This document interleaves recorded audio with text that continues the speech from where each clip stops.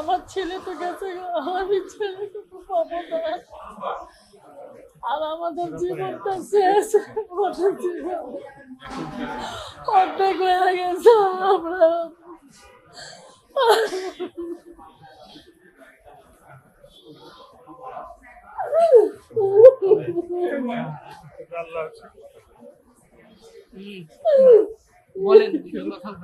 রায় পাইছি, যেটাই পাইছি আল্লাহ হুকুম, আল্লাহ যেটাই দিছে আমি আমার ছেলে তো গেছে, আমি ছেলেকে তো পাবো না। আর আমাদের জীবনটা শেষ, আমাদের জীবন অর্ধেক হয়ে গেছে। আমরা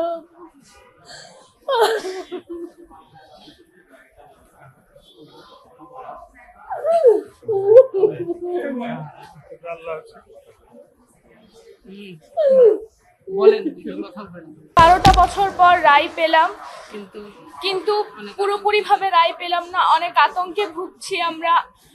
কতটা রাত, বহু রাত আমাদের ঘুমহীন কেটেছে আতঙ্কে। কতটা রাত আমরা কষ্টে কাটিয়েছি।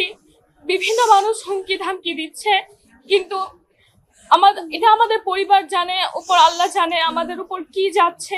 আমরা অনেক ভয়ে আছি। সবার আগে আমি ধন্যবাদ দিতে চাই আমার গণমাধ্যম কর্মীদেরকে। তারা এই 2014 সাল থেকে আমার সাথে আমার সাপোর্ট দিয়ে আমাকে আজকে এই পর্যন্ত আমাকে নিয়ে আসছেন। আমি যে মামলার পিছনে যে কষ্টটা করেছি, আমি পরিপূর্ণ রায় পাইনি। আমাদেরকে 6 থেকে 7 জন পুলিশ সদস্যরা মেরেছিল। সেখান থেকে পুলিশ সদস্যর নাম কার কিভাবে বলতে হবে আমি কোনো কিছু জানতাম না। আমি পরে তদন্তের মধ্যে ছবি দেখে যাদেরকে চিনেছিলাম সেভাবে আমি বলেছি। একজন পাবলিক মারলে তাকে চেনা যায়, পুলিশ সদস্যদের নাম না জানার কারণে এখান থেকে 8-10 জন পুলিশ সদস্য বেঁচে গিয়েছে। তারপর 5 জনকে অভিযুক্ত করে একটি রায় 2020 সালে পেয়েছি। সেই রায়টার মধ্যে আমরা সন্তুষ্ট হয়েছিলাম যা হয়েছে। তারপর আসামিরা হাইকোর্টে আপিল করেছিলেন। সেই আপিলের পর এই 5টি বছর আবার আইনি লড়াই লড়েছি। লড়ার পর এখন আজকে একটি রায় পেয়েছি। এই রায়ের মধ্যে একজনকে খালাস দিয়েছেন, একজনের সাজা কমিয়ে দিয়েছেন, আর একজনকে বহাল রেখেছেন। যাক, উপরে আল্লাহ আছে, আর কি বলবো, এটাই নসিবে ছিল আমার। আর যে আইনটা 2013-তে পাস করেছে একবারে ভুয়া আইন। এই আইনটার মধ্যে অনেক কিছু যেগুলো নেই।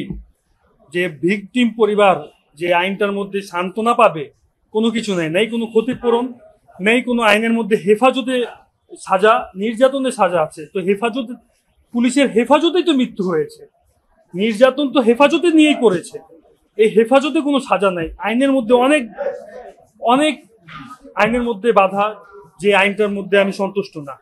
বলার কিছু নাই, আমাকে আপনারা ক্ষমা করবেন। আমি আর কি বলবো, আমার পরিবার নিয়ে আমি অনেক আতঙ্কে রয়েছি। আমি জানি না কখন কি হবে। আমার ছাড়া আমার পরিবারের কেউ নেই। আপনারা তুলে ধরেছেন বিদায় আজকে এই পর্যন্ত আসতে পেরেছি। আইনি সহযোগিতা আমাকে বাংলাদেশ লিগ্যাল অ্যান্ড ব্লাস্ট সারা আপা আমাকে সহযোগিতা করে আইনের এই পর্যন্ত সাপোর্ট দিয়ে গিয়েছেন। এলাকার মধ্যে বিভিন্ন রকমের রাজনীতি দলরা সাপোর্ট দেয়, ব্যবহার করে। কয়েকদিন আগেও আমাদের বাসায় যখন একটা গণমাধ্যমে নিউজ হয়েছে, আমিনুল ভাই এসে আমাদেরকে সান্ত্বনা দিয়েছেন যে তোমাদের পাশে আমরা আছি।